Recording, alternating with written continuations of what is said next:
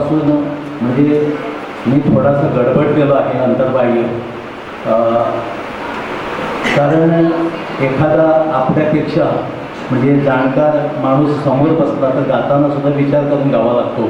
म्हणून मी त्यांना सांगितलं की मी सूत्र निवेदन करणार नाही, सूत्रसंचालन मी करेन. विनंती आहे अनुराधा मोघे मॅडमना की त्यांनी या आज 2 जे मान्यवर आहेत, प्रमुख पाहुणे आणि अध्यक्षा, त्यांचा या ठिकाणी परिचय करून द्यावा. धन्यवाद सर. मराठी राज्याच्या समितीने माझ्या जबाबदारी सुपूर्द केलेली आहे. काही चूक झाल्यास राग मनवणे अध्यक्ष आणि प्रमुख पाहुण्यांना मी विनंती करते. मला खरोखर आनंद होतो की 2 तळपत्या तारा त्यांचं मला आज परिचय करण्याची संधी मिळाली. त्याबद्दल मी परत एकदा आमच्या समितीचं आभार मानून धन्यवाद.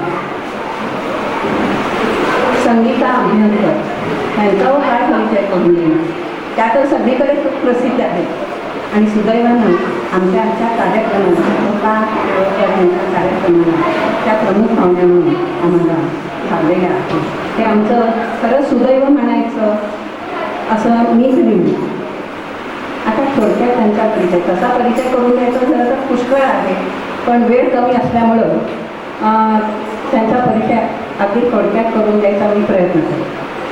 संगीता अभियंकर सुप्रसिद्ध सूत्रसंचालक, निवेदक, वक्त्या आणि मुलाखतकार संगीता अभियंकर. त्या पेशाने जीवशास्त्राच्या अध्यापिका आहेत. विज्ञानाबरोबर मराठी साहित्य हा त्यांचा जिव्हाळ्याचा विषय असून मराठीमध्ये काव्य आणि ललित लेखन त्या करतात. त्या कवितांच्या कार्यक्रमाचे अनेक प्रयोग गोवा महाराष्ट्रात त्यांनी केलेले आहेत.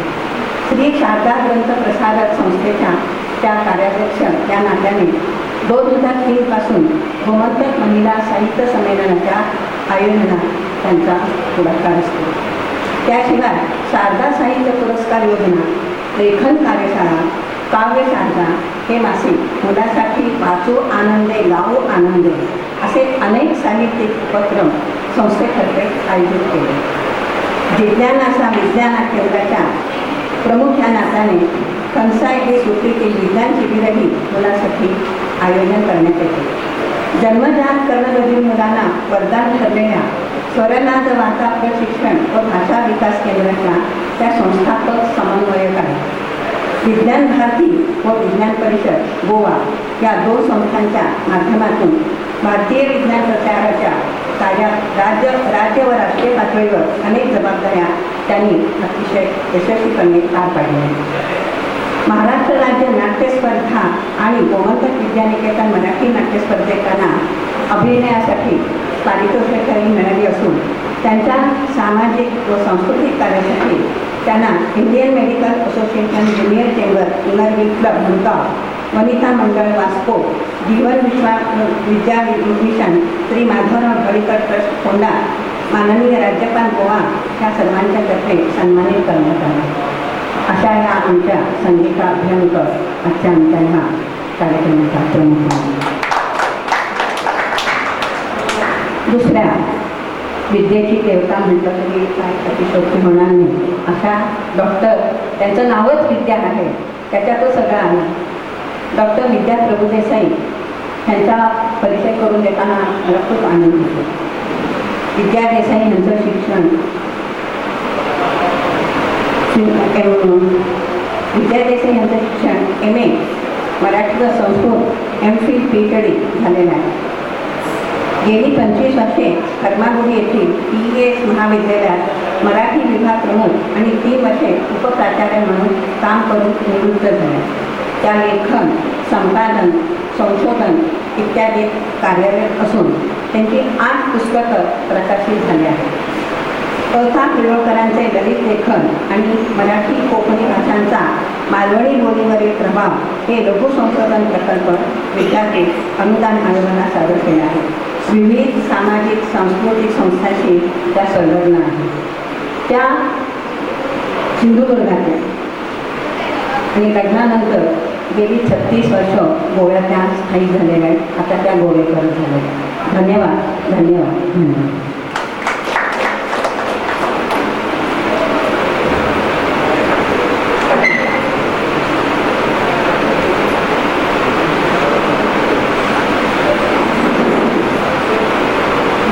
अनुराधा मोठे मॅडमना माझी विनंती आहे की आजच्या प्रमुख पाहुणे संगीता अभ्यंकर यांना पुष्पगुच्छ देऊन या ठिकाणी त्यांचं यथोचित स्वागत करावं.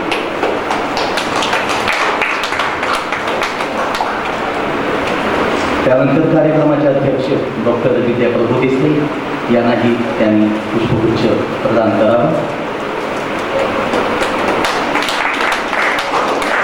या ठिकाणी गोरा ढवळीकर सर आहेत, त्यांचा थोडासा परिचय मी या ठिकाणी करून देईन.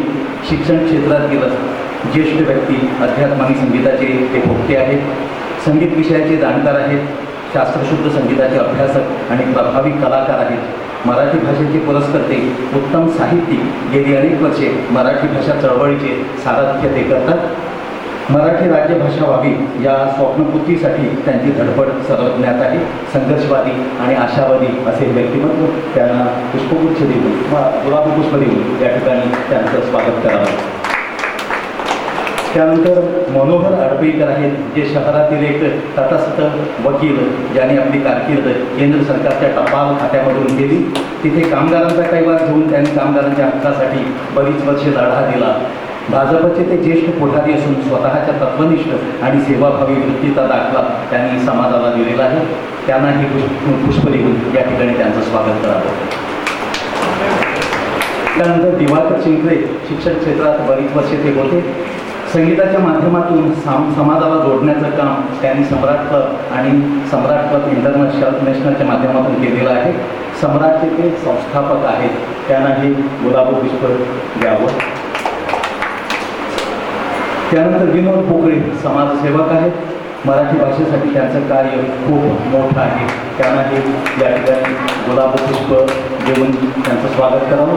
त्याचप्रमाणे पंडित धर्मानंद गोलतकर सर माझे गुरु आहेत, माझे मार्गदर्शक आहेत आणि संगीत क्षेत्रासाठी त्यांचा वावर हा खूप मोठा आहे. त्यांना वास्तविक त्यांनी या ठिकाणी येण्याचं कबूल केलं, यासाठी त्यांना धन्यवाद दिले पाहिजेत.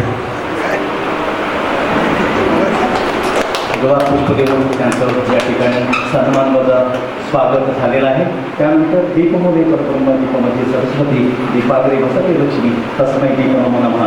सगळ्या मान्यवरांना नम्र विनंती आहे की त्यांनी या ठिकाणी दीप प्रज्वलन करावं आणि सगळीकडे म्हणजे सगळं प्रकाशमान करावं.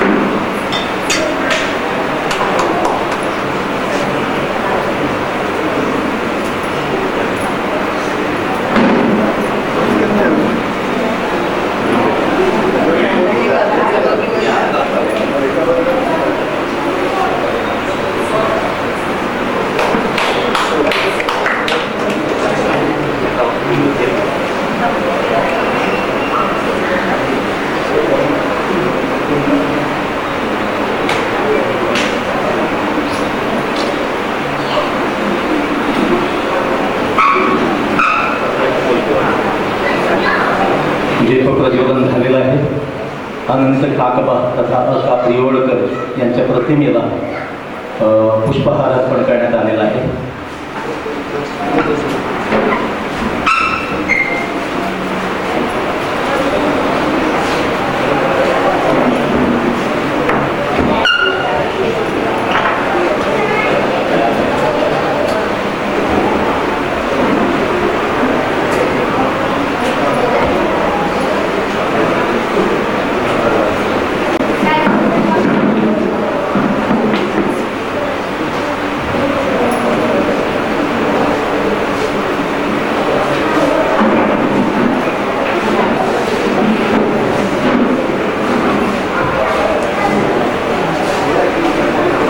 यानंतर अक्का प्रियोळकर आज त्यांचा स्मृती दिन या ठिकाणी साजरा करण्यात येत आहे.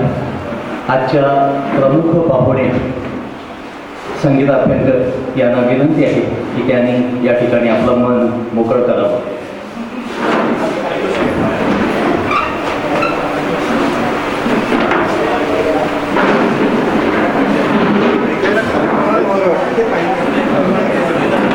हॅलो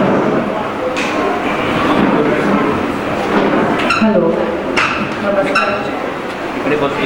हॅलो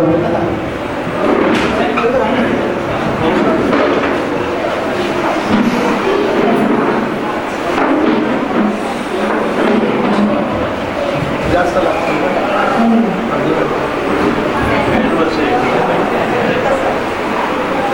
बंद करायचं नको.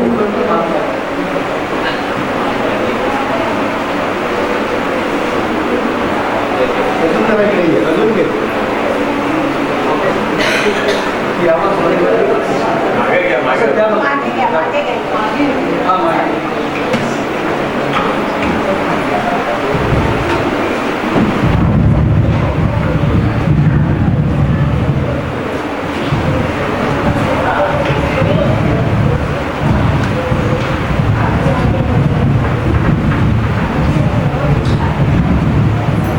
व्यासपीठावरील आणि सभागृहातील सर्वांना माझा मनापासून नमस्कार. आज मला वाटतं व्यासपीठावर बसलेले सर्वजण आणि समोर उपस्थित असलेले सगळेजण हे माझ्यापेक्षा वयाने आणि कर्तृत्वाने ज्येष्ठ असलेली सगळी मंडळी आहे. पण मला आधार आहे तो समोर असलेल्या या गायला आलेल्या छोट्या मुलांचा, त्यांच्या शिक्षकांचा. कारण मग त्यांच्याशी मी बोलते असं समजून मी थोडंसं बळ इथे एकवटलेलं आहे.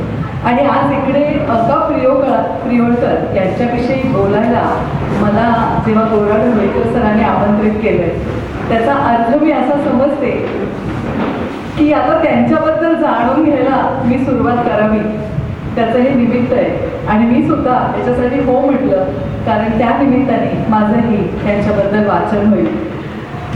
जेव्हा मी त्यांच्याबद्दल बोलायचं असं ठरवलं, वेळ खूप कमी होता. पहिला स्रोत म्हणजे विद्याताईंना फोन केला. त्या म्हणाल्या माझ्याकडे सुभाष भेंडेंनी संपादित केलेलं स्मृतिग्रंथ आहे, अका प्रियोळकर स्मृतिग्रंथ, तर तो मी तुला देते. तर माझ्या आजच्या भाषणामागे अभ्यास म्हणतात तो फक्त या ग्रंथाचं वाचन एवढंच आहे. त्यामुळे अका प्रियोळकरांनी संशोधन केलेली, त्यांनी लिहिलेल्या कादंबऱ्या, त्यांचं ललित लेखन, त्यांची प्रवचनं, त्यांचं संपादन, संशोधन, चरित्रलेखन या सगळ्यातलं मी फर्स्ट हँड खरं म्हणजे काहीही वाचलेलं नाही. आणि आजचं हे भाषण हे वाचनाची सुरुवात आहे असं मी मानते. आणि त्यातलं पहिलं पुस्तक हे त्यांचा स्मृतिग्रंथ आहे. आणि हे पुस्तक मला मिळालं ते एका अर्थी मला बरं अशासाठी वाटलं की या सुभाष भेंडेंच्या पुस्तकामध्ये सुरुवातीला 65 पानांचं आत्मचरित्र विका पिळवळकरांचं आहे, अका पिळवळकरांचं आहे. आत्मचरित्र लिहिणार नाही असं ते अखेरपर्यंत म्हणत होते, परंतु अखेरच्या काळात त्यांना असं वाटलं की आपण लिहायला सुरुवात करावी. आणि त्यांनी त्यांच्या जन्मापासून बालपणाचा, शिक्षणाचा आणि नोकरी लागल्याचा इतका सगळ्या काळाबद्दलचं लिहिलं. आणि पुढचा भाग लिहायच्या आधीच ते या जगातून निघून गेले. तो जो काही छोटासा भाग या पुस्तकामध्ये मी वाचला, त्या भागाच्या शेवटी एक प्रसंग आहे की एवढे वर्ष त्या काळामध्ये लग्न लवकर होत असत, पण त्यांनी खूप वर्ष नकार देत देत देत देत आपलं शिक्षण पूर्ण केलं. आणि मग एकदाची ती वेळ आली की आता मी लग्न करायला तयार आहे. आणि मग ती मुलगी कुठली आणि तिला बघितलं, या मुद्द्यावर त्यांची लेखणी थांबली. आणि सुभाष भेंडेंनी खूप उत्तम काम केलं.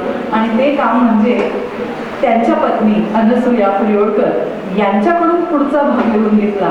सो जिथे यांची लेखणी थांबली तिथून पुढे त्यांच्या पत्नीनी घरामध्ये अका पिळवळकर कसे होते याच्याबद्दल थोडंसं लिहिलं.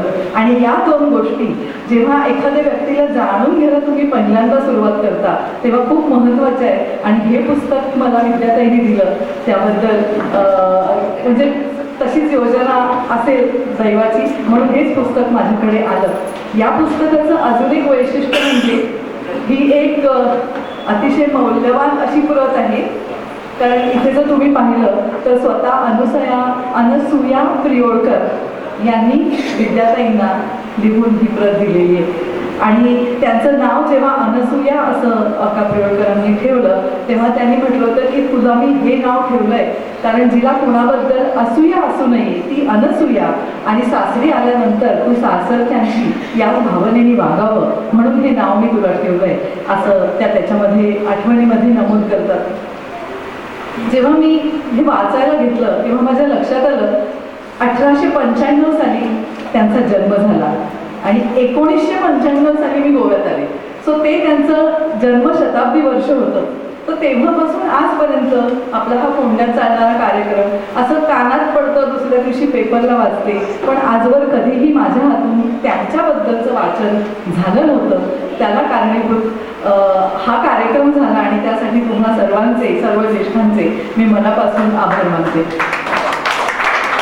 दुसरी गोष्ट म्हणजे 1973 साली जेव्हा त्यांचं निधन झालं तेव्हा माझं वय 1 वर्ष 4 महिने 10 दिवस.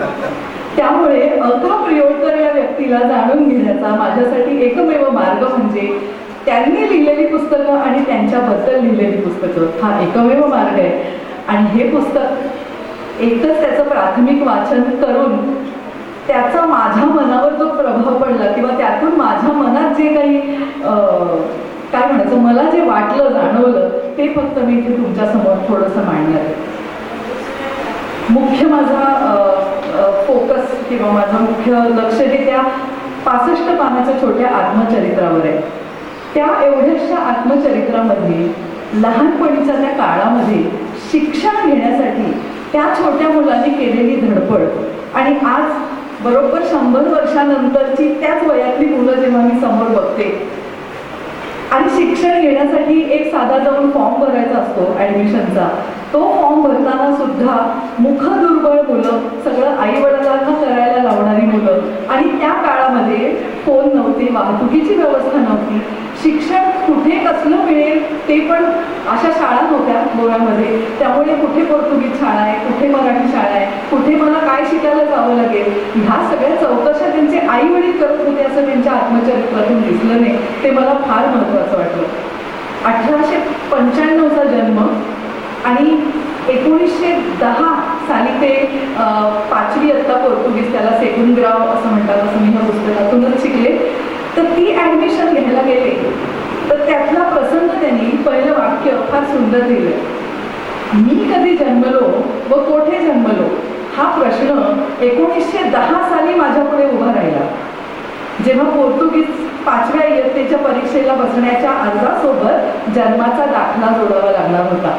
हे वाक्य त्यांना साध्याही पद्धतीने लिहिता आलं असतं, पण हा प्रश्न माझ्यासमोर तेव्हा उभा ठाकला. हे मला खूप आवडलं आणि म्हणूनच मी विचार करत होते की आज जन्मलेल्या मुलांना असा प्रश्नच पडत नाही. बर्थ सर्टिफिकेट आता तर मोबाईलवर सगळं असतं हातामध्ये, असा कुठला प्रश्नच नसतो. आणि तरीसुद्धा अतिशय स्मार्ट असलेली ही पिढी आभासी सगळ्या वस्तूंमध्ये आणि तंत्रामध्ये प्रत्यक्ष जीवनामध्ये मुखदुर्बळ, आत्मविश्वास नसलेली, अनोळखी माणसाशी बोलायला प्रचंड घाबरणारी आणि त्याच्या बरोबर विरुद्ध कुठलीही स्मार्ट गॅजेट हातात नसतानाची ही तेव्हाची पिढी की जी एवढी मुलं स्वतः जाऊन ह्याला भेट, मग आपली ती मावशी तिथे आहे, त्यांना विचारूया त्या गावामध्ये ते अमुक सर आहेत, मग तिथे मला ॲडमिट म्हणजे शाळेत घेतील का, असं वेगवेगळ्या गावी. मला वाटतं गोरा ढवळीकरांच्या पिढीतल्या अनेकांनी तसं तेव्हा केलं असेल, पण हे सगळं आज एवढ्या वर्षांनी वाचताना खरोखर अजब वाटतं. आणि नुकत्याच 11वीच्या ॲडमिशन माझ्याही कॉलेजमध्ये चालू झाल्या होत्या. सो ॲडमिशनचा फॉर्म भरायला स्वतःचं पेनसुद्धा न घेऊन येणारी मुलं जेव्हा मी पाहते, आजची टीनेजर्स आणि एक्झॅक्ट त्याच वयामध्ये अका पडवळकर आणि त्यांचे काही मित्र शेजारी हे सगळे मिळून किती गावं त्या काळी फिरले ते मी नंतर सांगतेच तुम्हाला. हे पुस्तक वाचत असताना पितृ आणि मातृकुलातील काही पिढ्यांची माहिती त्यांनी दिली आहे. ती खूप रंजक अशी ठरली माझ्यासाठी.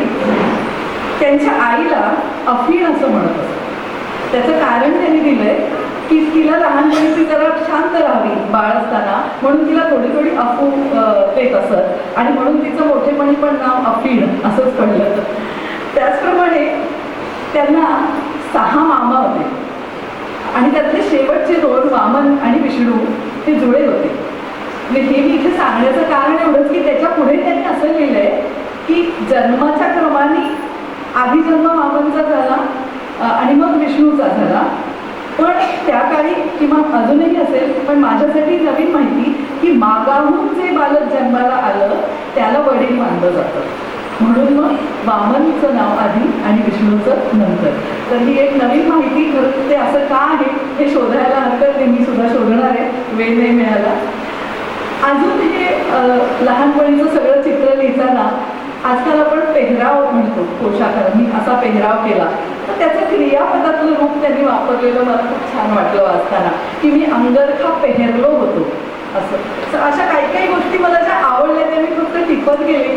त्याची भाषणासाठी मांडणी करायला मला वेळ नाही मिळाला, पण जे मला भावलं ते तुम्हाला सांगत जाईल. ज्याप्रमाणे अजून एक त्यांनी खूप छान वर्णन दिले जे माझ्या डोळ्यासमोर आलं, ते तुमच्याही डोळ्यासमोर येण्यासाठी ना इकडे त्याला दुधी आणि पोकळ दुधी म्हणतात. महाराष्ट्रात गोल मोठा लाल भोपळा आणि लाल मकाराचा दुधी भोपळा म्हणतात. ही 2 नावाचा जो गोंधळ आहे तो माझ्या मनात कायम असतो. तर दुधी भोपळा असं त्यांनी इथे लिहिलंय, म्हणजे तो लांबुडका जो असतो तो. आता तो इमॅजिन करून तुम्ही हे त्यांचं वाक्य ऐका. त्यांनी एका मामाबद्दल लिहिलं, ज्याप्रमाणे आपण एखादा दुधी भोपळा देठाला धरून वर उचलतो त्याप्रमाणे वामन मामाच्या शिंदीला धरून त्याला मास्तरांनी वर उचलले. अशा खूप छान गोष्टी त्यांनी लिहिल्या आहेत. दुसरी एक आठवण खूप छान आहे. पुणे प्रियोळमध्ये सुरुवातीचं थोडं शिक्षण घेतल्यानंतर पुढचं शिक्षण मामाच्या गावी मुळगावकर अस्नोड्याच्या शाळेमध्ये त्यांचं झालं. सो बराच काळ ते मध्ये अस्नोड्याला राहायचे, पण त्यांना सतत इकडे आईकडे यायची ओढ असायची आणि त्यासाठी संधी मिळेल तेव्हा ते तिकडे जायचे, वाट बघत असायचे. तर त्यांनी एक लिहिलं आहे की आजोळच्या घराखाली एक नदी होती, उंदरांनी झाडावर नारळ खाऊन ते खाली नदीत पडत असत. सुकतीच्या वेळी खूप नारळ पाण्यात दिसत. आम्हाला घरी न्या असं वडिलांना पत्र लिहून मी त्या पोकळ नारळात टाकत असे. असे वाटे की तो नारळ वाहत जाऊन पणजीला जाईल आणि आमच्या वडिलांना मिळेल आणि ते आम्हाला नक्की न्यायला येतील. किती ते प्रांजळपणे त्या लहानपणी निरागसपणे त्यांना ते वाटत होतं आणि ते करत होते. ती खूप विलक्षण अशी आठवण त्यांनी लिहिली होती. त्याचप्रमाणे केळेकर नावाचं जे घराणं आहे त्या घराण्याशी ज्योत्स्ना भोळे या सुप्रसिद्ध गायिकेचं काय नातं आहे अशी अशी अनेक वेगवेगळी माहिती मला हे छोटंसं आत्मचरित्राचा तुकडा वाचताना मिळत गेली. ते जेव्हा पोर्तुगीज शाळेमध्ये जायला लागले तर तेव्हा त्यांनी असं म्हटलं की पोर्तुगीज शाळा जरी ती प्राथमिक शाळा असेल तरी तिथल्या प्राथमिक शाळेच्या शिक्षकाला सुद्धा तेव्हा प्रोफेसर म्हणत असेल. ही पण एक छान आणि वेगळी माहिती.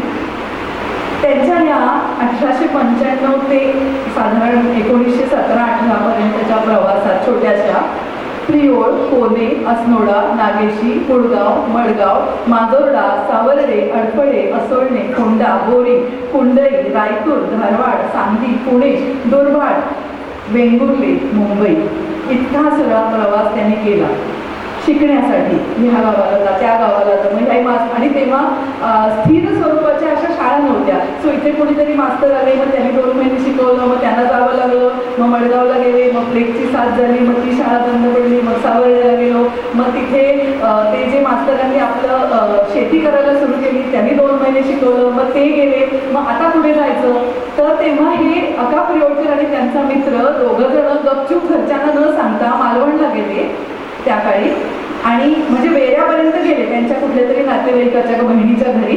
तिथून पुढे गपचूप मालवणच्या टोपीवाला हायस्कूलमध्ये आम्हाला प्रवेश मिळेल का हे विचारायला गेले. तिथे त्यांनी नाही म्हटलं.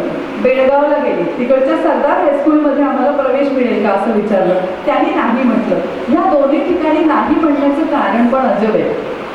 एक ना त्यांनी असं 1910 पासून काय काय घडलं त्या वर्षातल्या काही गोष्टी मी लिहून काढल्या. त्याच्यात त्यांनी लिहिले की 1910 साली, म्हणजे हा 95 साली जन्मलेला मुलगा 15 वर्षाचा असेल, 5 ऑक्टोबर 1910 या दिवशी पोर्तुगालमध्ये एकाधिकारशाही संपून प्रजासत्ताक सुरू झालं. तर त्यांनी असं नोंदवलंय की तेव्हा गोव्यामधल्या सगळ्या हिंदूंनी आनंद व्यक्त केला, कारण आता इथे सुद्धा समान हक्क हिंदूंना मिळेल अशी आशा त्यांना वाटायला लागली. 1911 साली आपल्या पुण्यातल्या अल्विदा हायस्कूलची स्थापना दादा वैद्य, सीताराम केतकर आणि सरज्योतिषींनी यादी केली, याचा उल्लेख त्याच्यात आहे. आणि त्यानंतर ते पुन्हा अल्विदा हायस्कूलमध्ये काही काळ शिकले अका प्रियोळकर. आणि नंतर जेव्हा ते मालवणच्या टोपीवाला हायस्कूल आणि बेळगावच्या सरदार हायस्कूलमध्ये गेले, त्यांना ॲडमिशन नाकारण्याचं कारण त्यांच्या मते अल्विदा हायस्कूल हे राजद्रोह्यांनी चालवलेलं आहे, त्यामुळे आम्ही तिथल्या विद्यार्थ्याला आमच्या शाळेत घेणार नाही असं म्हणून त्यांना बेळगावात आणि मालवणात प्रवेश नाकारण्यात आला. मग ते थांबले नाही, मग आता कुठे शिकता येईल असं करत करत त्यांनी मग कुठेतरी ॲडमिशन घेऊन, मग बेळगावला परीक्षा देऊन, मध्ये आजारपण काढून, कारण इतक्या ठिकाणी फिरल्यानंतर त्या जमान्यामध्ये काही उत्सुक अँटीबायोटिक्स नव्हती, तर त्यांना अमावशाचा त्रास व्हायचा. आणि असं वेगवेगळ्या गावी थोडं थोडं शिकताना त्यांनी खूप वेळा हे आजारपण सोसलं. खूप वेळा मग घरी यायचं, बरं शाळा पुढे होणार का नाही, मग थोडीशी नोकरी करायची, कारण त्यावेळी 5वी 7वी असं पुढचं शिकलेले, मग मॅट्रिकपर्यंत पोचलेले, म्हणजे शिक्षक होण्यासाठी त्यांना सगळीकडेच त्यांचं स्वागत होत होतं. सो थोडा वेळ कुठेतरी शिकवायचं, थोडा पगार मिळाला की परत कुठे शिकता येईल असं करत करत ते शेवटी BA झाले. आणि त्या सगळ्या प्रवासात धारवाड असेल, वेगवेगळ्या ठिकाणच्या शिक्षण संस्थांमध्ये, सांगलीचं विलिंग्डन कॉलेज असेल, असं सगळीकडे जात शेवटी ते मुंबईमध्ये स्थिरावले. ह्या सगळ्या प्रवासामध्ये त्यांनी अजून एक सांगितलंय की ते उत्तम चित्रकार होते, पण ते चित्रकार असल्याची पहिली चाहूल लागली ती फाटक मास्तर म्हणून त्यांचे जे शिक्षक होते. तर त्यांनी त्यांचा तास चालू असताना त्यांचं चित्र रेखाटलं, त्यांचं सगळी वेशभूषा, हुबेहूब सगळं. तर एका मुलाने पटकन ती वही, त्याने नाव लिहिलं त्या मुलाच्या वर्गातल्या, ती पटकन अशी झुंबून हातातून वही काढून घेतली आणि धावत जाऊन सर्वांना दाखवली, बघा सर तुमचं गुरुजी तुमचं चित्र यांनी काढलंय. त्याला वाटतं की आता येऊन ओरडतील, पण ते फाटक मास्तर आले, त्यांनी त्या चित्रांचं कौतुक केलं आणि त्याच मास्तरांनी ह्यांना आणखी चित्र काढायला लावून त्यांचं पहिलं प्रदर्शन भरवलं. आणि ते खूप मोठे चित्रकार झाले असते, पण त्यांची आतली जी संशोधनाची तळमळ आणि आपला जो आजूबाजूचा काळ, तिथल्या घटना, समाजातलं वास्तव यातली जी ओढ होती, त्यामुळे त्यांच्यातला चित्रकार बाजूला राहिला. पण त्यांनी अनेक चित्र काढली आणि ते उत्तम चित्रकार होते असे उल्लेख त्यांच्याबद्दल लिहिलेल्या लेखांमध्ये सुद्धा मला याच पुस्तकामध्ये सापडले. अजून एक शाळेतली गंमत त्यांनी लिहिली. जेव्हा त्यांना पोर्तुगीज शाळेमध्ये जावं लागलं मधला काही काळ, तर तिथे एक आरोग्यविषयक पुस्तक पण होतं आणि त्यांची एक तोंडी परीक्षा होती या पुस्तकावर. तर तो परीक्षक होता तो पोर्तुगीज होता. तर त्याने विचारलं की मला सांग की माणसाने आंघोळ कधी केली पाहिजे. तर अका परिवळकरांनी म्हटलं की आंघोळ रोज केली पाहिजे, उन्हाळ्यात 2 वेळा केली पाहिजे. तर तो म्हणाला तुझ्या पुस्तकात काय लिहिलंय? पुस्तकात असं लिहिलं होतं की आठवड्यातून एकदा आंघोळ करावी.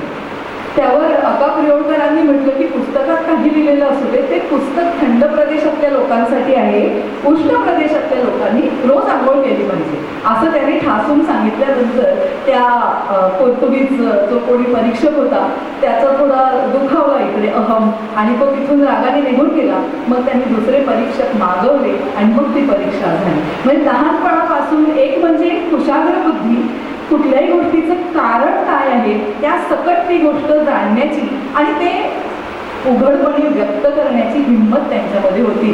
तुला काय वाटेल, तो मला काय म्हणेल, हा कुठलाही विचार न करता त्यांनी धाडकन त्याचं कारण आहे ते सांगून टाकलं, ज्याच्यामध्ये त्या परीक्षकाचा अपमान व्हायचं खरं काहीच कारण नव्हतं, पण झाला. तर अशा अनेक छोट्या छोट्या गोष्टी त्यांच्या बालवयातल्या मला या पुस्तकामध्ये मिळाल्या.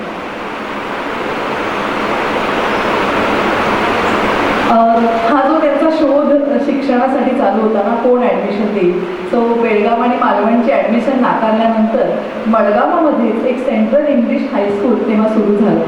तिथे त्यांचं शिक्षण सुरू झालं. 2 महिने झाले, पुन्हा प्लेगची साथ आली, हायस्कूल बंद पडलं आणि मग तो मगाशी मी सांगितलेला प्रवास तिथे सावर्ड्याला गेले. मग तिथे एक जोगळेकर मास्तर आले, ते पण नाही. मग ते आडफळ्याच्या सेंट जोझफ हायस्कूलमध्ये गेले, तिथे प्रिलिम्स पास झाले. मग त्या काळी जी काय युनिव्हर्सिटीची परीक्षा होती त्याचे फॉर्म भरले आणि मग आजारी पडले. तर हा असा त्यांचा प्रवास खूप विलक्षण अशा पद्धतीचा होता. आणि मुंबईमध्ये जेव्हा ते स्थायिक झाले नंतर, त्यानंतरच्या काळामध्ये त्यांची नोकरी ही कधीही भाषेचा शिक्षक किंवा एखाद्या कॉलेजमध्ये प्राध्यापक अशी नव्हती. त्यांची नोकरी ही कारकुनाची नोकरी होती, एका वेगळ्या प्रकारच्या महानगरपालिकेच्या कार्यालयामध्ये. ती नोकरी आयुष्यभर सांभाळून त्या माणसाने जे संशोधनाचं कार्य केलं त्याचं मोल करता येणार नाही शब्दामध्ये. अगदी थोडक्यात एक आढावा घ्यायचा तर जुन्या मराठी काव्याचे ते अभ्यासक, मध्ययुगीन मराठी साहित्याचे अभ्यासक ही त्यांची मुख्य ओळख. चिकित्सक, संपादक, पाठचिकित्सा शास्त्रज्ञ, इतिहास संशोधक, रसिक काव्य मर्मज्ञ, बृहत महाराष्ट्र चळवळीचे संस्थापक, चरित्रलेखक, अनेक प्रहसनांचे आणि ललित लेखांचे लेखक. आणि 2 सांगायच्या गोष्टी म्हणजे ते अरुणोदय BA या नावाने, या टोपण नावाने कविता करायचे. आणि कादंबरी लिहिताना त्यांनी टोपण नाव घेतलं होतं देशसेवक नागपूर. अशा 2 वेगवेगळ्या नावाने ते कविता आणि कादंबरी लेखन आणि संशोधनाचं सगळं कार्य मात्र अका परिवळकर या नावाने त्यांनी केलं. हाती घेतलेलं प्रत्येक काम पायाशुद्ध भूमिकेवर उभं करायचं, त्याला व्यापक दृष्टीचं अधिष्ठान प्राप्त करून द्यायचं. ते काम पूर्ण करण्यासाठी जिथून जिथून सामुग्री मिळेल तिथून तिथून ती मिळवायची आणि त्यासाठी कितीही परिश्रम करावे लागले तरी करायचे, हे अकांचं वैशिष्ट्य होतं असं V.V. कोलते यांनी या पुस्तकातल्या लेखामध्ये म्हटलंय. ते मला तुम्हाला तुमच्यापर्यंत पोचवावं असं वाटलं. मुंबई मराठी ग्रंथसंग्रहालयात मराठी संशोधन मंडळ असं जे स्थापन करण्यात आलं, हा काळ अगदी भारताला स्वातंत्र्य मिळण्याचा हा काळ आहे. आणि तेव्हा PhDच्या विद्यार्थ्यांना मार्गदर्शन करणारी संलग्न संस्था अशी मान्यता मुंबई विद्यापीठाने या संशोधन केंद्राला दिली होती. केवळ BA होते ते, त्यांनी त्याच्या पुढचं शिक्षण MA किंवा PhD केलं नव्हतं. पण तरीही त्यांना PhDच्या विद्यार्थ्यांचे मार्गदर्शक म्हणून त्यांच्या संशोधन कार्यामुळे तेव्हा मान्यता दिली गेली. आणि म्हणून त्यांच्याबद्दल खूप छान वाक्य कोलतेंनी लिहिलंय. त्यांच्या हाताखाली 6 विद्यार्थ्यांनी PhD केली. तर त्याच्याबद्दल कोलते म्हणतात की स्वतः फक्त पदवीधर असलेले परिवळकर आचार्य निर्माण करणारे प्राचार्य झाले. सो असे त्यांच्याबद्दल गौरवोद्गार त्यांनी काढले. मराठी हस्तलिखितांची बृहत नामावली करायची म्हणजे जी काही मराठी हस्तलिखितं कोणत्याही काळातली संपूर्ण भारतभर परदेशात असतील त्या सगळ्यांची सूची करायची, असं त्यांचं आजच्या काळात ज्याला ड्रीम प्रोजेक्ट म्हणतात तसं त्यांच्या मनी मानसी असलेला हा उपक्रम होता. आणि मला वाटतं हल्ली त्या उपक्रमाची सुरुवात मुंबईमध्ये झालेली आहे. दुसरा एक दोला मुद्रितांचा संग्रह करायचा असा त्यांचा मानस होता.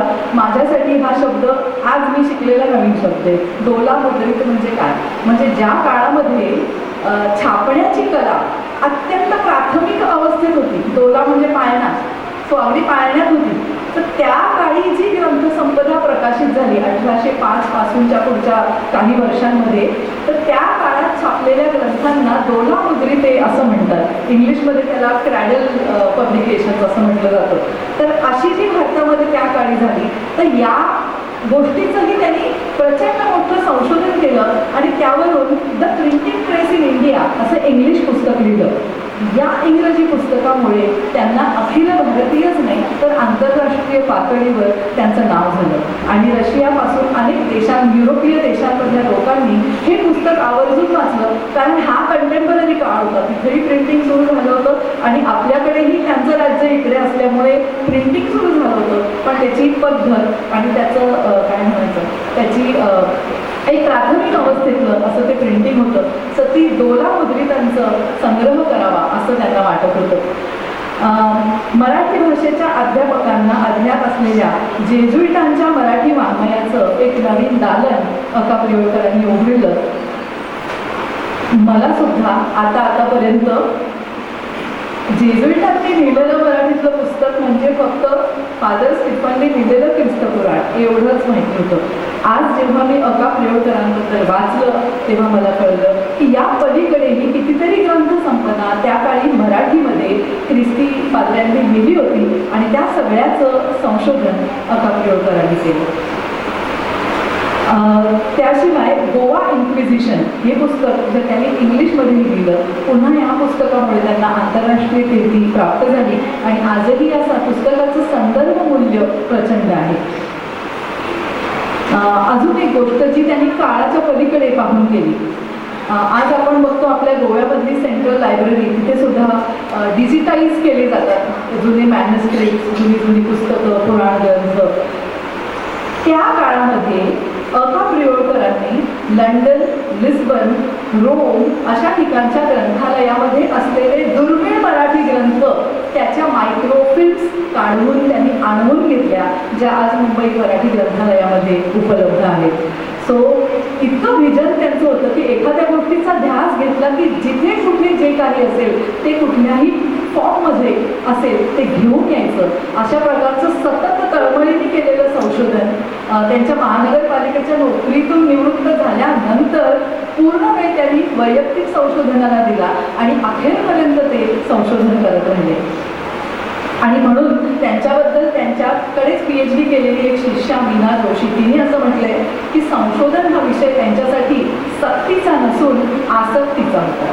तर असे आचार्यांचे प्राचार्य आणि आसक्तीने संशोधन करणारे अका प्रियोळकर यांच्याबद्दल आज मला बोलण्याची संधी मिळाली, याचा खरंच खूप आनंद होतोय. आणि त्यांचा काळ आजच्या काळाशी जोडला तर शेवटी मी असं म्हणेन, सध्या तुम्हाला माहिती असेल की एक अशी ग्लोबल टर्मिनॉलॉजी आली आहे पिढ्यांबद्दलची. ओके, त्या टर्मिनॉलॉजीनुसार मी जी आहे माझं मी जनरेशन एक्सची प्रतिनिधी आहे, म्हणजे ज्यांचा जन्म 65 ते 80 या काळामध्ये झाला. आणि माझ्या आधीची पिढी म्हणजे इकडे विद्याताई, समोर गोरा, त्यांच्या पिढीचे जे लोक आहेत त्यांना बेबी बूमर्स जनरेशन असं जागतिक पातळीवर म्हणतात. म्हणजे 1946 ते 64 या काळात जन्मलेली मंडळी. बेबी बूमर्स का, तर दुसरं महायुद्ध झाल्यानंतर लोकसंख्या इतकी कमी झाली ती सगळ्या युरोपीय देशांमधली वगैरे युद्धांमुळे, तर खूप जास्त प्रमाणावर मुलं जन्माला घालण्याचं कार्य त्या काळी महत्त्वाचं होतं. आणि त्या काळात जन्मलेली तिकडची लोक त्यांना बेबी बूमर्स जनरेशन, त्या आधीचं म्हणजे पहिल्या आणि दुसऱ्या महायुद्धाच्या मधल्या काळातल्या लोकांना सायलेंट जनरेशन, सायलेंट पिढी म्हटलं जायचं. आणि पहिल्या महायुद्धाच्या आधीचं ग्रेटेस्ट जनरेशन. ग्रेटेस्ट म्हणजे काय, माणसं ग्रेट होती म्हणून नाही, तेव्हा जी महामंदी आली होती म्हणजे ग्रेटेस्ट डिप्रेशन, त्या डिप्रेशनच्या काळातली मंडळी म्हणून ती ग्रेटेस्ट जनरेशन. तर असं हे ग्लोबल पातळीवरचं एक आहे. सो मी जर एक्स जनरेशन आहे तर वाय जनरेशन म्हणजे 81 ते 96 या वर्षात जन्मलेली मंडळी, त्यातली पण काही इथे असणार आहेत जनरेशन वाय किंवा मिलेनियल्स. जेन झी, सो आज मला वाटतं स्टेजवर आलेल्यातली अनेक जण जी थोडी मोठी मुलं होती ती जेन झी मधली असतील, 1997 ते 2012 या काळात जन्मलेली. आणि जनरेशन अल्फा 2013 ते 2024 पर्यंत जन्मलेली आणि 1 जानेवारी 2025 पासून इथून पुढे जन्मलेल्या मुलांना जागतिक पातळीवर आता बीटा जनरेशन असं नाव ठेवलेलं आहे. आणि ती बीटा जनरेशन AI जनरेशन आहे. ती काय काय करणार आहे व्हर्च्युअली, त्यांचं जीवन कसं असणार आहे हा सगळा उत्सुकतेचा भाग आहे. आणि त्यांचं जीवन कसं असणार आहे हे बघण्यासाठी मला अजून 100 वर्ष या पृथ्वीवर राहायला नक्की आवडेल. असं हे वाचलं की खरंच वाटतं की काय काय होणार आहे अजून. तर ह्या कॉन्टेक्स्टमध्ये आपल्या भारतामधली जनरेशन सुद्धा कोणीतरी भारतीय संदर्भ सांगितलेली आहे. त्याच्यामध्ये भारत स्वतंत्र होण्यापूर्वीचा काळ 1936 ते 50 हा एक काळ, त्याच्या पुढचा काळ हा आदर्शवादाचा काळ म्हणजे स्वातंत्र्यानंतर 51 ते 71 हा भारतीय माणूस थोडा भाबडा आणि आदर्शवादी असा होता की हे सगळं राजकारण आहे ते भारताच्या भल्यासाठी चाललंय असं मानून त्या सगळ्यावर विश्वास ठेवणारा हा भाबडा माणूस होता. त्यानंतरचा काळ 72 ते 89 हा सगळ्यांच्या डोळ्यावरची पट्टी उघडणारा काळ की ज्याच्यामध्ये इमर्जन्सी लागू झाली, ज्या काळामध्ये सगळीकडे अस्वस्थता पसरली आणि खूप अन्याय आणि शोषण असा हा काळ होता. अगदी थोडक्यात सांगायचं तर अमिताभ बच्चनचे अँग्री यंग मॅन म्हणून चित्रपट हिट होण्याचा काळ हा तो काळ आहे. तर तो एक काळ आणि त्या काळानंतर 90 सालापासून जागतिक आर्थिक उदारीकरण झालं तो एक काळ.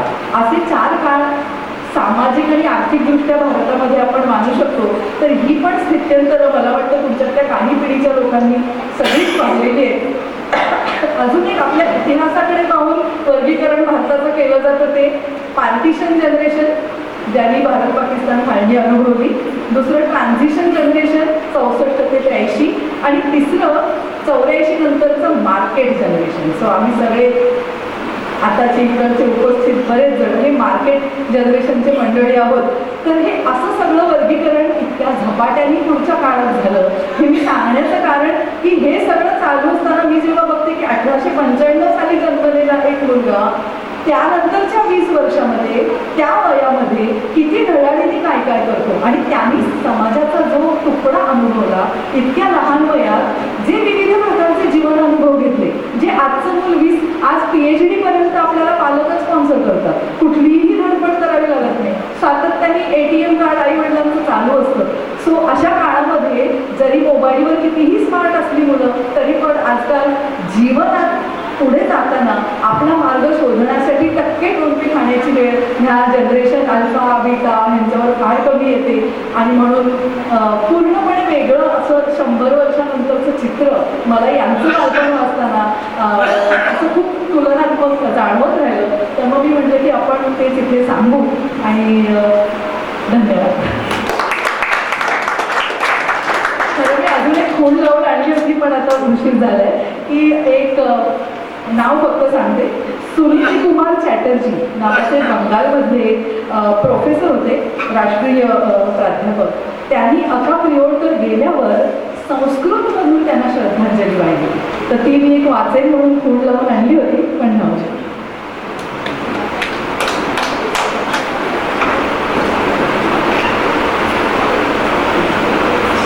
ज्यावेळी गोवा शैक्षणिकदृष्ट्या प्रगत नव्हता, कसलीच साधन सामग्री गोव्यामध्ये नव्हती, अशावेळी प्रगत शिक्षण अका प्रियोडकरांनी घेतलं.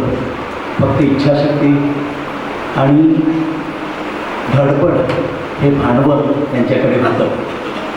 आभासी जगात वावरणारी आजची पिढी म्हणूनच तुलनात्मकदृष्ट्या सबळ आहे का असा एक प्रश्न या ठिकाणी मॅडमचं आख्यान ऐकल्यानंतर कुठंतरी हा प्रश्न निर्माण झालेला आहे. कुशाग्र बुद्धी आणि शोधक दृष्टी हे अका प्रियोडकरांचं वैशिष्ट्य होतं असं मॅडम म्हणाले. माझी विनंती आहे दिवाकर चिंद्रे सरांना, त्यांचा सम्राट क्लब आहे, सम्राट क्लबाच्या माध्यमातून ते अनेक साहित्यिक असे कार्यक्रम करतात. तर अका प्रियोडकरांवर एखादं व्याख्यान आयोजित व्हावं आणि या दोन्ही वक्त्यांना त्यामध्ये समाविष्ट करावं. खरंच सांगतो की अशा आख्यानाची गरज आहे आणि ते तुम्ही करू शकता. तर यानंतर विद्याताईंना माझी विनंती आहे की त्यांनी या ठिकाणी अका प्रियोडकराबद्दल जे आम्हाला माहीत नाही त्या गोष्टी त्यांनी या ठिकाणी सांगाव्या.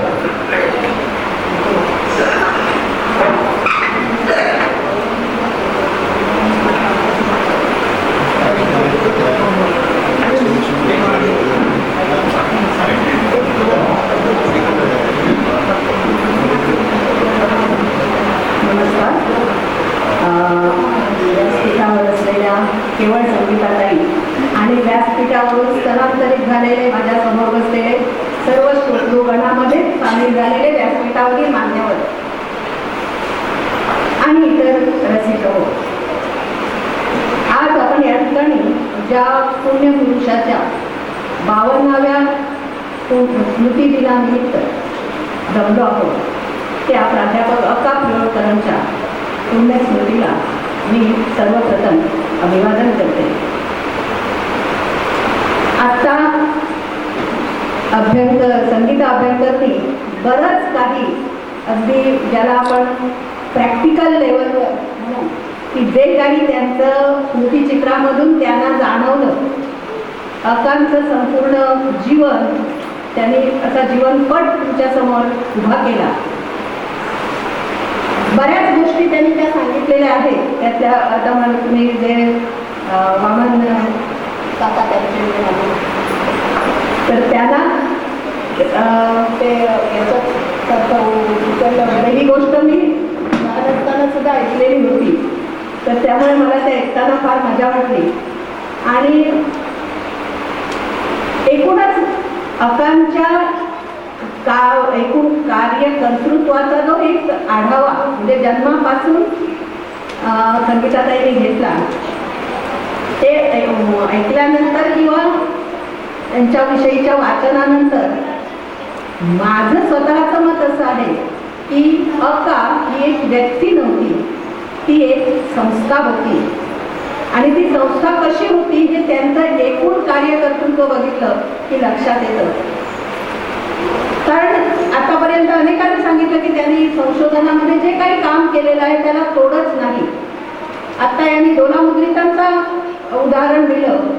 अनेक नवे ट्रेंड त्यांनी संशोधनामध्ये आणले, ज्याला पाठचिकित्सा म्हणतात, पाठभेद म्हणतात. आपल्याला माहिती असेल आता पसाया दानामध्ये सुद्धा म्हणजे जो आधी पुरुषी की पुरुषी, तर असे जे वेगवेगळे भेद आहेत त्यांचं पाठशुद्धी करणं आणि त्याच्यातून पाठचिकित्सा करून कोणती योग्य आहे ते मांडणं हा जो प्रकार आहे हा त्यांनी नव्याने आणला.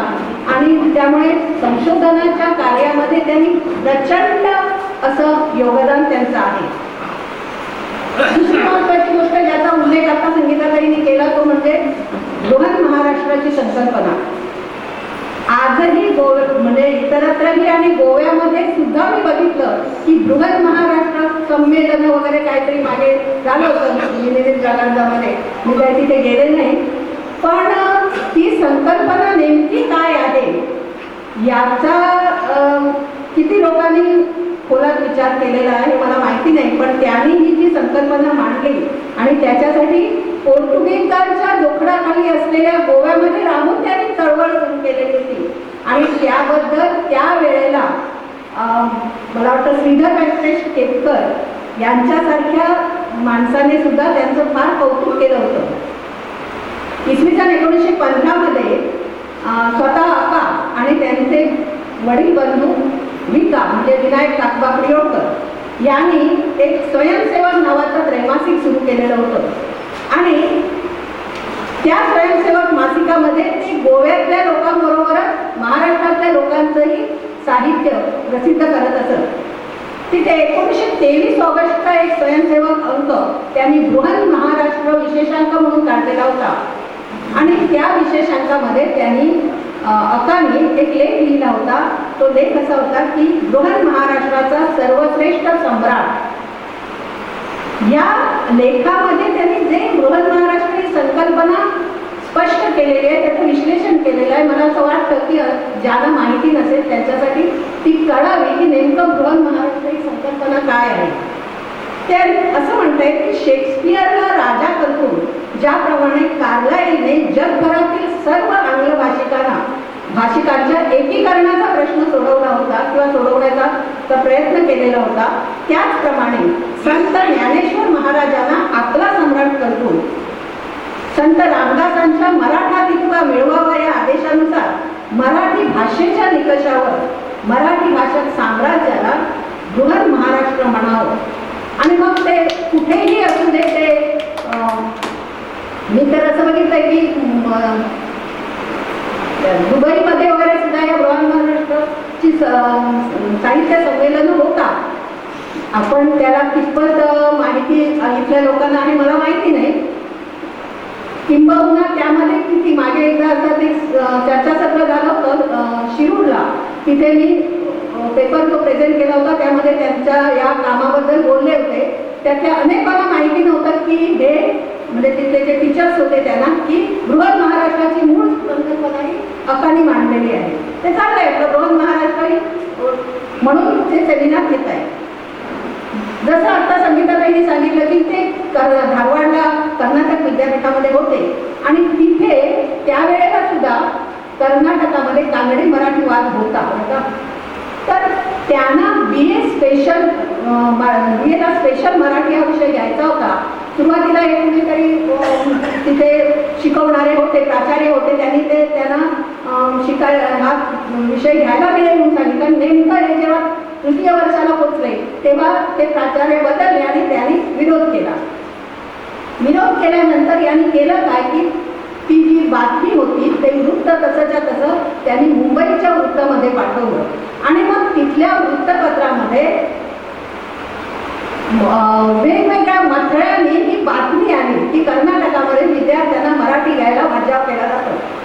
आणि मग पुढे विविध ज्ञानविस्तार ते जे रासा भोंकर यांनी त्यांना पत्र लिहून याच्यावर लेख लिहायला लावला. तो लेख, त्या लेखाचं नाव होतं महाराष्ट्र भाषा आणि कर्नाटक. या लेखाने प्रभावित होऊन भोंकरांनी पुढे त्यांना अशाच प्रकारचं लेखन तुम्ही करा अशी मागणी केली आणि खऱ्या अर्थाने जे आता संगीताताईंनी सांगितलं की ते चित्रकार होते, ते कलाकार होते, ते ललित लेखनही करायचे, ते अक्का एक संशोधक म्हणून लोकांच्या विद्वानांच्या समोर आले. अक्कांचं सभाळघात जीवनपट यांनी सांगितलं 1972 मध्ये त्यांचं छोटं आजारपण सुरू झालं. पण 1920 ते 1972 पर्यंत म्हणजे जवळजवळ 50 वर्षापेक्षा अधिक काळ त्यांनी स्वयंसेवक आणि विविध ज्ञानविस्तार या नियतकालिकामधून अव्याहतपणे अखंड व्रतस्थपणे अशा प्रकारचं लेखन केलेलं आहे. आणि जे वैचारिक लेखन त्यांनी केलं त्यातूनच पुढे ताकदीचा संशोधक निर्माण झाला. त्यांचा पिंड चित्रकाराचा होता, ज्याचं उदाहरण पाठक सरांचा संदर्भ देऊन संगीताताईंनी सांगितलेलं आहे. चित्रकाराबरोबरच ते एक मिश्किल ललित लेखकही होते, तोही त्यांचा पिंड होता. पण आज अक्का म्हटले की संशोधनाचा महामेरू किंवा ऋषितुल्य तपस्वी संशोधक अशी त्यांना बिरुद लावली जातात. अक्का पिरोळकर यांच्या नावाचं संशोधन दालन मुंबई विद्यापीठात आहे. मला शंका नाही, खात्री आहे की गोवा विद्यापीठामध्ये मराठी विभागामध्ये एक काळ त्यांच्या जेजुईत साहित्यावर PhD त्यांनी केलेल्या संशोधनावर PhD केलेले प्राध्यापक तिथे होते. एक काळ आता रिटायर झाले ते. आताही असलेल्यामध्ये एक लिप्यंतर हा जो त्यांनी प्रकार नवीन संशोधनामध्ये आणला की जे पोर्तुगीज भाषेमध्ये आहे त्याचं लिप्यंतर करणं हा सुद्धा अकानी आणलेला संशोधनामधला प्रकार आहे. त्या लिप्यंतरावर त्यांनी एक PhD केलेली आहे पुणा विद्यापीठामध्ये. हे सगळं असूनही दुर्दैव की गोवा विद्यापीठाच्या मराठी विभागामध्ये सुद्धा अक्का पिरोळकरांचा फोटो मला पाहिलेलं आठवत तरी नाही. हे फार दुर्दैवाची गोष्ट आहे. परंतु मुंबई विद्यापीठामध्ये स्वतंत्र दालन आहे. मुंबईचं जे मुंबई मराठी ग्रंथसंग्रहालय जे नायगावला आहे तिथे तर जवळजवळ एक हॉल भरून अकांची संशोधन साहित्य असं म्हणून कपाट आहे. त्यांच्या ठाणा ब्रँचमध्ये सुद्धा अशा प्रकारची पुस्तकं आहेत जी मी पाहिलेली आहेत स्वतः. अलीकडे एशियाटिक सोसायटीने विना वैशंपायांना सांगून त्यांच्याकडून त्यांच्या संशोधन साहित्याचं एक पुन्हा एक संपादन करून घेतलेलं आहे. जसं आता सांगितलं कोणत्याही विद्यापीठाची औपचारिक PhD डिग्री नसताना MA सुद्धा नसताना मुंबई विद्यापीठाने PhDचा मार्गदर्शक म्हणून त्यांची नेमणूक केलेली होती आणि त्यांच्या हाताखाली त्यांच्या मार्गदर्शनाखाली जे मातब्बर असे संशोधन होऊन गेले त्याच्यामध्ये आपल्या गोव्यातील वी.वा. प्रभुदेसाईंचा मी उल्लेख करीन. कैलासाची वी.वा. प्रभुदेसाई जे नागपूर विद्यापीठामध्ये होते. आपण मिलिंद माळशेंचं आजच्या पिढीमध्ये नाव वाचतो. मिलिंद माळशेंचे वडील जे होते स.ग. माळशे माझे सर ते MPhilच्या वेळचे तेही त्यांचे विद्यार्थी होते. ज्यांचा उल्लेख आता या मीना जोशींचं केलं आहे. डॉक्टर मीना जोशी त्याही माझ्या MPhilच्या मार्गदर्शक होत्या. तर त्यांनीही त्यांच्या हाताखाली PhD केलेली 6-7 जे लोक आहेत ते सगळे मातब्बर असे संशोधक आहेत. यापुढे मला असं म्हणायचं आहे की त्यांचा जो पिंड होता हा पिंड जो कलाकाराचा ललित साहित्याचा होता त्याला संशोधक जर कुणी बनवलं असेल तर गोमंतकाविषयीच्या विचाराने त्याला खरा संशोधक बनवला. कारण त्यांच्या जुन्या पोट्या वगैरे हे आहेत किंवा वेगवेगळी पाठशुद्धी किंवा ह्या संशोधन क्षेत्रातलं त्यांचं काम आहे. पण त्यांचा जो फोकस होता म्हणजे मागे मी कुणाकडे तरी असं वाद घालताना म्हटलं होतं की लढाईवर जाणारा जो प्रत्यक्ष हातात शस्त्र घेतो तो जितका महत्त्वाचा असतो तितकाच त्याला भाकऱ्याकडून वाढणारी महत्त्वाची असते. अका मुंबईत राहिले पण त्यांनी गोमंतकाच्या सुटकेचा जो ध्यास घेतला होता किंवा गोमंतकाविषयी गोमंतकाच्या समस्यांच्या ज्या सगळ्या प्रेरणा त्यांच्या लेखनाला आहे त्यातून त्यांनी ते खरंच संशोधनाकडे वळलेले आहे. त्यांचं जसं आता यांनी म्हटलं की धर्मसमीक्षण सभा म्हणजे इन्क्विजिशन जो इंग्रजीमध्ये आणि जो जागतिक पातळीवर ज्या पुस्तकाचं नाव आहे किंवा गोमंतकातील भाषा सक्तीचं धर्मांतरण ख्रिस्ती मिशनरी साहित्य ज्याचा उल्लेख केला. तर असे बहुतेक त्यांचे साहित्य हे गोमंतकाशी संबंधित आहे आणि म्हणून मला तरी असं वाटतं की संशोधनाकडे त्यांना खेचण्याचं काम हे खरं तर गोमंतकाच्या प्रेमाने केलेलं आहे. आता हा संशोधक गंभीर संशोधक असं म्हणून ज्याच्याकडे पाहिलं जातं तो संशोधक किती निष्क्रिय होता. मला आजच्या या म्हणजे श्रोत्यांच्या पुढे त्यांच्या मिश्किल साहित्याचा थोडासा तरी नमुना तुमच्यापर्यंत पोहोचवावा असं वाटतोय. त्यांची जी नावं तरी त्यांनी प्रहसनं लिहिली, त्यांनी कादंबरी लिहिली.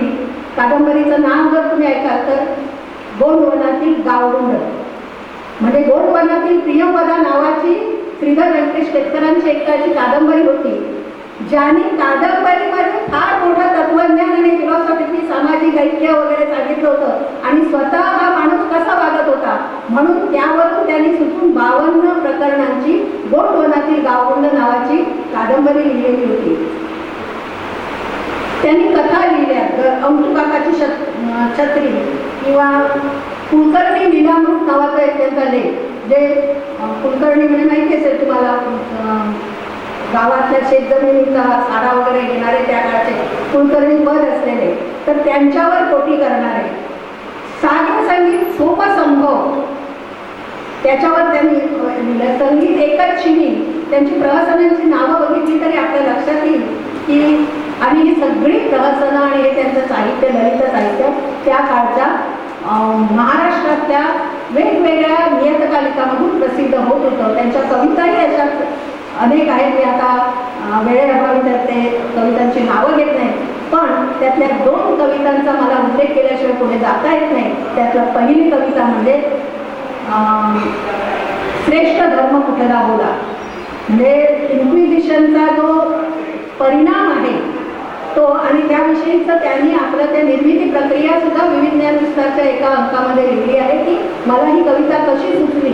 ते वेंगुर्ल्यात जाताना, वेंगुर्ल्याच्या मिशन हायस्कूलमध्ये त्यांना चीफ गेस्ट म्हणून बोलवलेलं होतं आणि तिथे जाताना त्या नावाड्याने सांगितलेली गोष्ट आपल्याला माहिती असेल की आमसाहेबा पैठणी वैता या कवितेमधला तसा तो आशय की इथे लग्न करायला होत नव्हतं वगैरे आणि म्हणून पैठणी जाणं हा जो त्याच्या मागचं कारुण्य आहे, असाच कारुण्यपूर्ण अनुभव त्या नावाड्याने सांगितला आणि तो त्यांनी लिहिलेला आहे.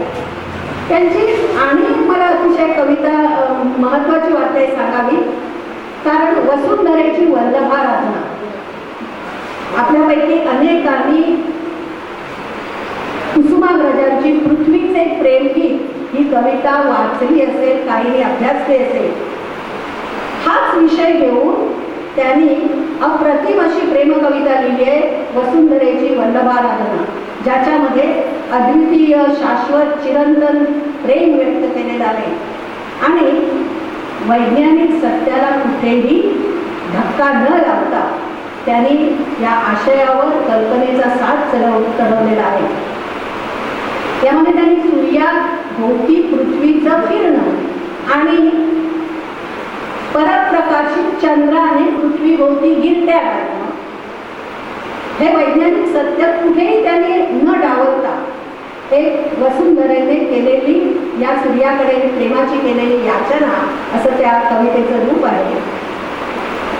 ही तेजस्वी सूर्यावर भाळलेली पृथ्वी म्हणजे वसुंधरा गिरट्या घालणाऱ्या परप्रकाशित चंद्राला झिरकारून सूर्याभोवती युगानुयुगे फिरते आहे, त्याच्याकडे प्रीतीची याचना करते आहे. ते वर्णन इतकं म्हणजे मी फक्त तुम्हाला गद्यात सांगते आहे. त्याच्या प्रातःकालीन रूपावर भाळून विवाहोत्सुक अशी ही वसुंधरा दवबिंदूंची माळही हातात घेते. नवरा नवरीमध्ये धुक्याचा अंतरपाठ येतो. पक्षी मंगलाष्टके गाऊ लागतात, परंतु सूर्याचा प्रकट तेजापुढे तो अंतरपाठ दूर होतो. वसुंधरेच्या हातातील दवबिंदूंची माळही गळून पडते. वसुंधरा निराशेने वाऱ्याबरोबर सुस्कारे सोडते, पण तरीही क्षणात ती आशेच्या बळावर काय सांगते, तुझं भवती हे दिनमणी ही फिरते रात्रंदिनी परी तुझ्या न ध्यानी मनी. आणि पुन्हा इतकं असून दुसऱ्या दिवशी हीच आराधना तिची सुरू होते. हा देह तुझिया वरून मी ओवाळून टाकीन, छे ओवाळीत राहीन कल्पांतावर वेलाळी भासवतात. मी हे एवढ्यासाठी सांगते की याच्यानंतर मी तुम्हाला कुसुमाग्रजांच्या कवितेच्या काही ओळी ऐकवणार आहे. कुसुमाग्रजांची पृथ्वी आणि यांची वसुंधरा यांच्यामध्ये किती साम्य आहे बघा. ही पृथ्वी सुद्धा सूर्याकडे हीच तक्रार करते. युगामागुनी ही युगे चालली रे, करावी किती भास्करा वंचना, किती काळ कक्षेत धावू तुझ्याने, कितीदा करू प्रीतीची याचना. वसुंधरेप्रमाणेच ती गिरट्या घालणारा चंद्र, डोळे लाल करून पाहणारा मंगळ, केस पिंजारलेला धूमकेतू, तपाचरणाला बसलेला ध्रुव या सगळ्यांनी दुर्लक्ष करते आणि म्हणते, अमर्याद मित्रा तुझी तोरण, मला ज्ञात मी एक धुलिक कण, अलंकारण्याला परिपाय तुझे, धुळीचेच आहे मला भूषण. म्हणजे एका वेगळ्या अलौकिक पातळीवर दोघांच्याही पृथ्वी आणि वसुंधरा यांनी अलौकिक प्लेटॉनिक लव ज्याला म्हणता येईल अशारीरिक प्रेमाचा आविष्कार या ठिकाणी केलेला आहे. दोघांच्या शैलीतला जो किंवा अभिव्यक्ती शैलीचा जो वेगळेपणा आहे त्यामुळे कवितेची पातळी दोघांची भावुक पातळी वेगळी झालेली आहे हे मान्य आहे. पण त्रिलोकरांची कविता 1925च्या विविध ज्ञानविस्तारच्या अंकात प्रसिद्ध झालेली होती आणि त्यानंतर 10 वर्षांनी कुसुमाग्रजांची पृथ्वीचे प्रेमगीत प्रसिद्ध झाले. पण वसुंधरेची वल्लभाराधना कुणालाही माहीत नाही की ही कविता त्यांची होती म्हणून, आणि म्हणून मला मुद्दाम त्या कवितेचा उल्लेख करावा असा वाटला. अर्थात या कवितेमध्ये बालकवींच्या कवितेतीलही काही संदर्भ कुसुमाग्रजांनी त्रिलोकरांनी घेतलेले आहेत. बाकी त्यांचं ते एकूणच प्रहसनावर वगैरे खूप बोलण्यासारखं आहे त्यांच्या म्हणजे संशोधन कार्य इतकंच प्रचंड त्यांनी ललित साहित्य लिहिलेलं आहे. तो म्हणजे मी तो लघु संशोधन प्रकल्प UGCला सादर केलेला होता. प्रचंड त्यांचं काम आहे हे माझ्या लक्षात आल्यानंतर मला असं वाटतं की अरे काय हे लोक फक्त त्यांच्यावर एक छाप मारून बसलेले आहेत. त्यांच्यातलं ललित साहित्याचं जे एक त्यांचं वैशिष्ट्य आहे हे तुम्हाला दिसतच नाही. आणि म्हणून मुद्दाम असं वाटलं की वेळ झाला तरी तुम्हाला शिक्षा करावी, कारण ढवळीकर सरांनी मला इथे बोलायला सांगितलं. मग मी माझा पूर्ण घशाची कान भागून घेणार असं ठरवलेलं होतं. एकूणच पोर्तुगीज गोव्यात राहून सुरू केलेली मराठी भाषा, कारण सरांची अपेक्षा होती की मराठी भाषेबद्दल त्यांनी काय काय केलं याच्याबद्दल सांगावं. त्याप्रमाणे त्यांचं संशोधन कार्य ते अंतापर्यंत अनंताचं अनंत कार्य असंच त्याला म्हणता येईल असं कार्य त्यांचं सुरू राहिलेलं होतं. त्यांचे बंधू विका म्हणजे विनायक कागबा प्रियोडकर या हे जे ज्येष्ठ बंधू आहेत त्यांचंही मराठीला फार मोठं योगदान आहे. त्यांचं देवांत महात्म्य नावाचं आजही आपण पाहतो की एवढ्या एवढ्या तुकड्यासाठी भांडणं देवांत म्हणजे माहिती आहे कोकणी माणसाला म्हणायला नको. तर या देवांताचं महात्म्य विनोदी पद्धतीने लिहिलेलं एक खंडकाव्य आणि मराठीतील असं विडंबनात्मक खंडकाव्य लिहिणारे पहिले विका पिळकर. पण मराठी वाङ्मयाच्या इतिहासात यांची नावं नाही का ते माहिती नाही.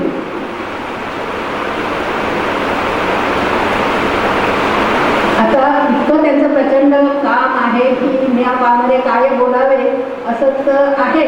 पण तरीही माझ्या जे काही अभ्यास होता त्या अभ्यासानुसार मी अकांच्या साहित्यिक कार्याला उजाळा देऊन त्यांना आज या ठिकाणी आदरांजली वाहण्याचं काम केलेलं आहे. ढवळीकर सरांनी बोलावून मला या ठिकाणी म्हणजे आग्रहपूर्वक मी बोललं पाहिजे असं त्यांनी आग्रह धरला आणि म्हणून मी आज या ठिकाणी हे बोलू शकले. सरांचं व्यक्तिशः मी या ठिकाणी सरांचा आभार मानते. आणि तसंच आपणही सर्वांनी शांतपणे हे सगळं ऐकून घेतलं म्हणून आपल्या सर्वांचेही आभार मानते. खरं तर प्रचंड त्यांचं ललित साहित्य आहे. वेळेअभावी आणि ऐकणाऱ्यांच्या क्षमतेअभावी मला आवडतं यावं लागते. धन्यवाद.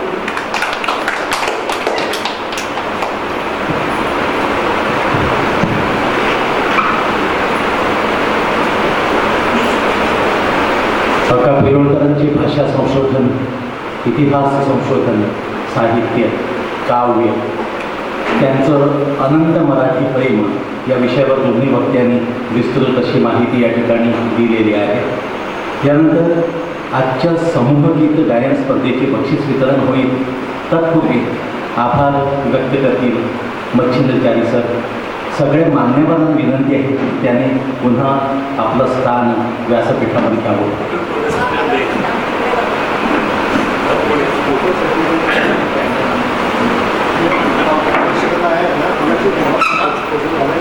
एक छोटंसं निवेदन आहे. मध्येच बोलते म्हणून राग मानू नये.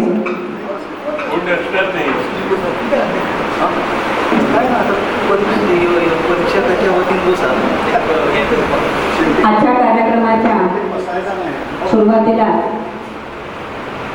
जो स्पर्धा झाल्या त्यात परीक्षक म्हणून आमचे नावती सर होते. त्यांना गुलाबपुष्प द्यायचं राहून गेलं. त्याबद्दल मी आता त्यांना देते. राग मानू नये, वयाचा परिणाम म्हणून समजा.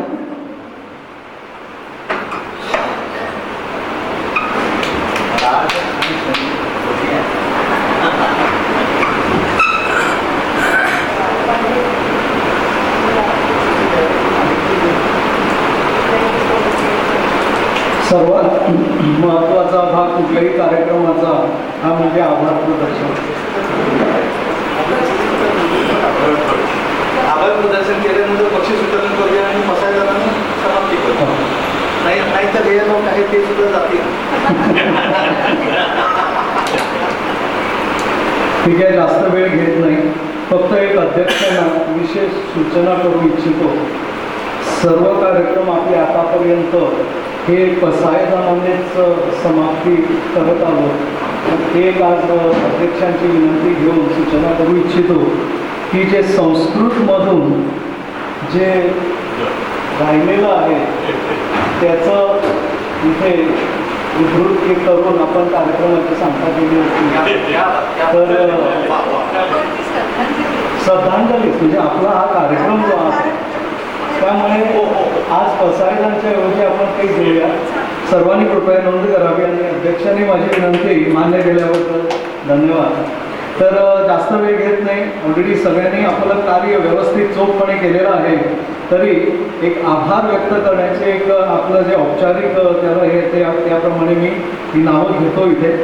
मराठी राजभाषा समिती गोवा, गोमंतक मराठी भाषा परिषद यांच्या संयुक्त विद्यमानाने अनंत नागबा पिवळकर यांच्या स्मरणार्थ आयोजित केलेल्या कार्यक्रमात हातभार लावलेल्या सर्व कार्यकारिणी सदस्य व समिती सदस्यांचे मनापासून आभार.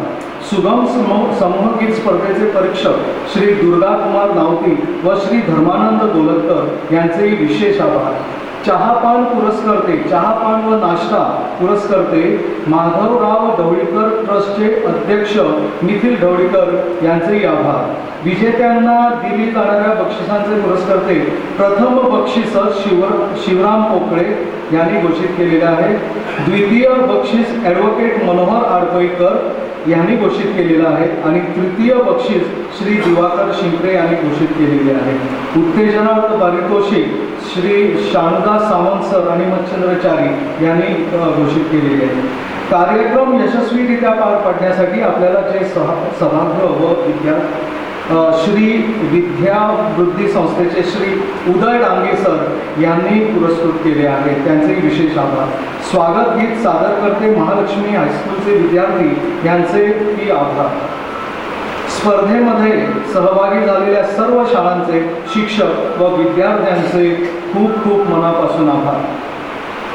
कार्यक्रमाच्या औपचारिक कार्यक्रमाचे प्रमुख अतिथी प्राध्यापिका संगीता अभ्यंकर आणि कार्यक्रमाच्या अध्यक्षा डॉक्टर विद्याताई प्रभुदेसाई यांनी अक्का पिवळकरांचं जे व्यक्तिमत्व आहे आणि त्यांचे जी मराठीसाठी त्यांनी गोमंतकात केलेले जे भव्य दिव्य जे काम आहे आणि ज्याची नोंद आंतरराष्ट्रीय पातळीवरती जी घेतली गेली आहे त्याची आम्हाला त्यांनी दृष्टांत करून इथे दिलेला आहे. त्या दोघांचेही मनापासून आपण टाळ्या वाजवूयात, कारण ही माहिती आपल्याला नव्हती की त्यांनी आज दिलेली आहे, त्याबद्दल त्यांचे विशेष आभार. तसंच काही कार्यक्रमाचे मागून कार्य करणारे लोक असतात आणि त्यामुळे हा कुठचाही कार्यक्रम यशस्वी होतो. त्यामुळे बॅकग्राऊंड आर्टिस्ट जे असतात त्यांचाही नाम उल्लेख आज घेतलाच पाहिजे. श्री शानदास सावंत सर म्हणजे सर्व एका तरंगळीवरती त्यांनी हा सगळा खटाटोप उभारलेला आहे आणि आम्ही दांडे घेऊन त्यांना सहकार्य केले, तर त्यांचे विशेष आभार. त्यांना साथ मिळालेली आहे विनोद पोकळेजी आणि श्रीमती अनुराधा मोगे यांचेही आपण शतशः ऋणी आहोत. तसेच मराठी राजभाषा समितीचे अध्यक्ष श्री गोरा ढवळीकर, उपाध्यक्ष श्री दिवाकर शिंपरेजी त्यांचेही खूप खूप आभार. आणि आत्ता म्हणजे वेळेअभावी त्यांना निघून जावं लागलं इथून, तरी त्यांचंही आपल्याला मोठं सहकार्य असल्याने गोमंतक मराठी भाषा परिषदेचे अध्यक्ष डॉक्टर मधु घोडकिरेकर यांचेही विशेष आभार आम्ही व्यक्त करतो. तर पुढील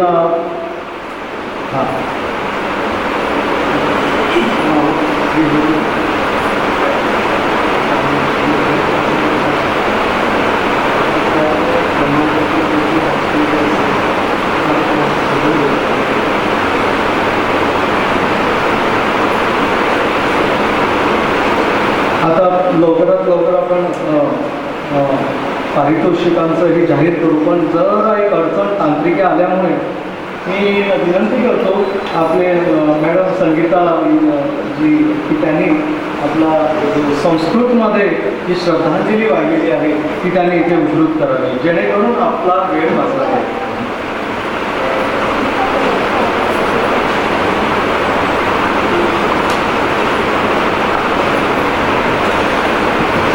नमस्कार. मी पहिल्यांदाच मोठ्याने वाचून सादर करते. एखादा शब्द एक देखील होऊ शकतो.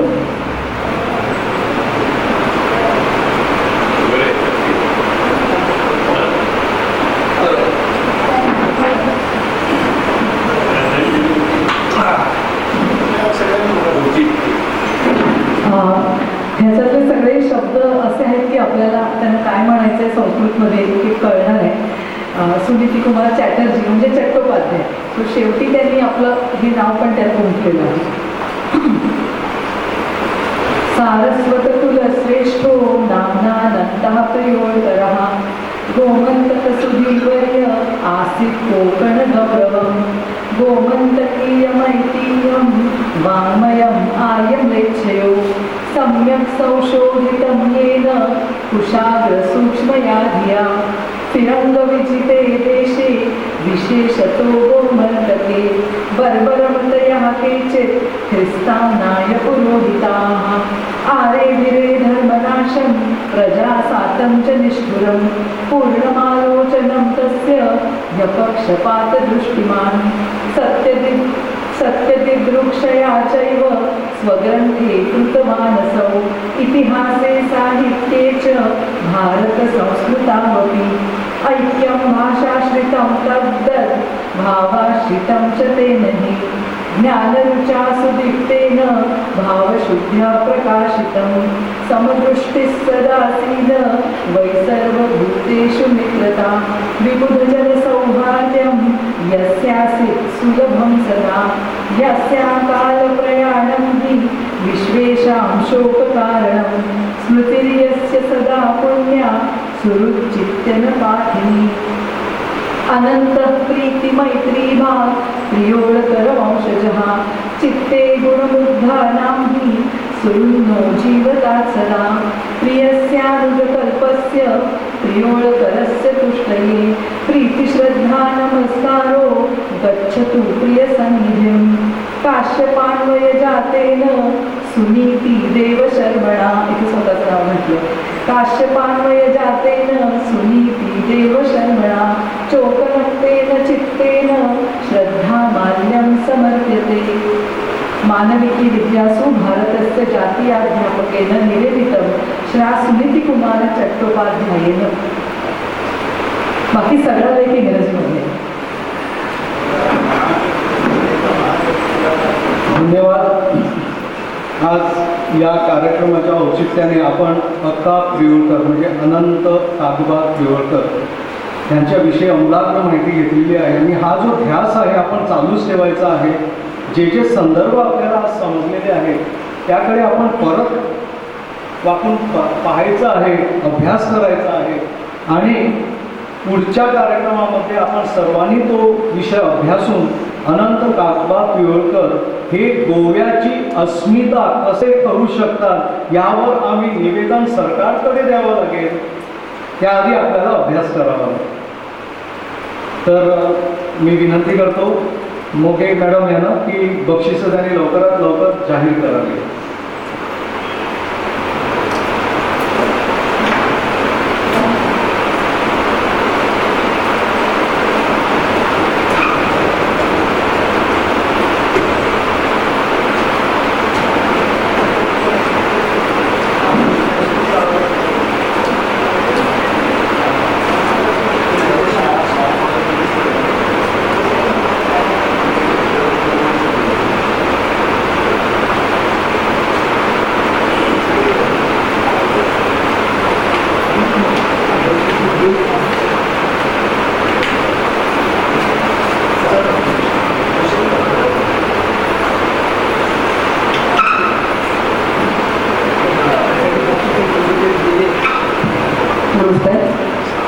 आज देशभक्तीपर गीत स्पर्धेत ज्या लोकांना शाळेच्या विद्यार्थ्यांना बक्षिसं मिळाली आहेत त्यांचे बक्षीस आता मी जाहीर करते. पहिलं बक्षीस शिक्षा साधन हायस्कूल प्रियोड यांना मिळालं. शिक्षा साधन प्रियोड कोण आले का? हो, पहिलं बक्षीस त्यांच्याकडे. शिक्षा सदन. हां, शिक्षा सदन.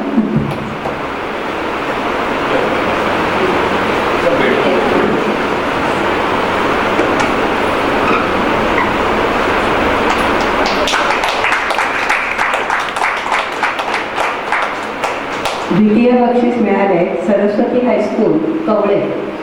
सरस्वती हायस्कूल कवळे. कोण आले का? नाही. तृतीय बक्षीस मिळाले RPRS हायस्कूल बांदोडा. तृतीय बक्षीस. यावर त्यांचं अभिनंदन. पहिलं बक्षीस मिळालं त्यांचंही अभिनंदन, दुसरं मिळालं त्यांचं अभिनंदन आणि तिसऱ्याही मिळाले त्यांचं.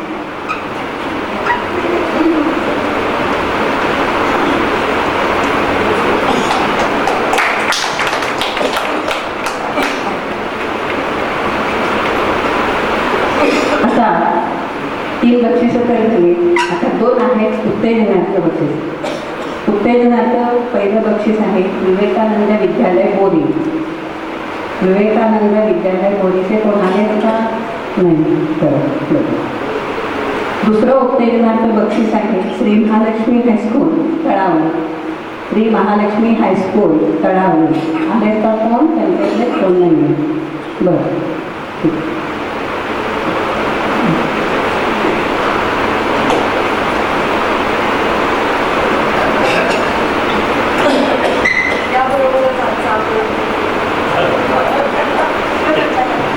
धन्यवाद. याबरोबरच असा आपला कार्यक्रम संपन्न झालेला आहे. सर्वांचे मनापासून आभार. धन्यवाद. जय मराठी.